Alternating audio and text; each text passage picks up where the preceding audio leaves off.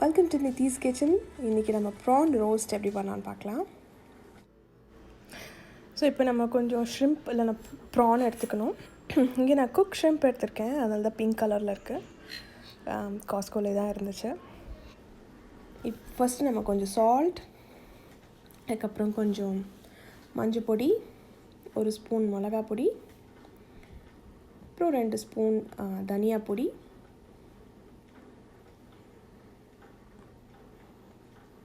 அதுக்கப்புறம் நம்ம கொஞ்சம் காஷ்மீரி சில்லி பவுடரும் போட்டுக்க போகிறோம். அப்புறம் ரிச்னஸ் ஆஃப் கலர், அப்புறம் 1 ஸ்பூன் கரம் மசாலா, அப்புறம் 1 cup curd or plain yogurt நீங்கள் போட்டுக்கலாம், தயிர். ஸோ அண்ட் இதுக்கப்புறம் நம்ம என்ன போட போகிறோன்னா ஒரு 1.5 ஸ்பூன் ஜிஞ்சர் கார்லிக் பேஸ்ட். இதெல்லாம் போட்டுட்டு நம்ம நல்லா மிக்ஸ் பண்ணிக்கணும்.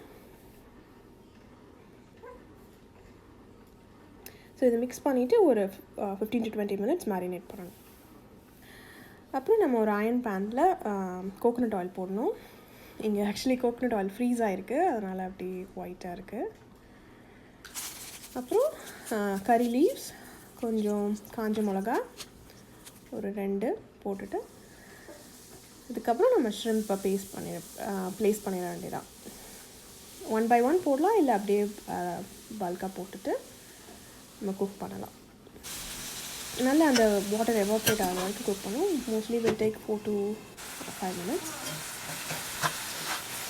இந்த கன்சிஸ்டன்சி வந்தப்பறம் நம்ம 1 கப் கோகோனட் பேஸ்ட் போட போகிறோம். கோகோனட் பேஸ்ட் அரைச்சி வச்சுருக்கேன், இல்லைன்னா நீங்கள் கோகோனட் மில்க்கு கூட போடலாம். இதுக்கப்புறம் நம்ம இந்த கன்சிஸ்டன்சி வர வரைக்கும் நல்லா ரோஸ்ட் பண்ணணும். ஓப்பன் பண்ணி வச்சுட்டு ரோஸ்ட் பண்ணணும். ரோஸ்ட் பண்ணி முடிச்சதுக்கப்புறம் it will be ready to serve. So எடுத்து நம்ம சர்விங் பவுலில் போட வேண்டியதான். It's a perfect combination. நல்ல ஒரு காம்பினேஷன். சாம்பார் ரைஸ் இல்லைனா தயிர் சாதத்துக்கு கூட சாப்பிட்லாம். அண்ட் கடைசியில் கொஞ்சம் கறி லீவ்ஸ் போட்டு கார்னிஷ் பண்ணலாம். ஸோ சூடான ப்ரான் ரோஸ்ட் ரெடி ஆகிடுச்சு. Enjoy with your family and try பண்ணி பாருங்கள். தேங்க்ஸ் ஃபார் வாட்சிங். Subscribe my channel if you like it. Thank you.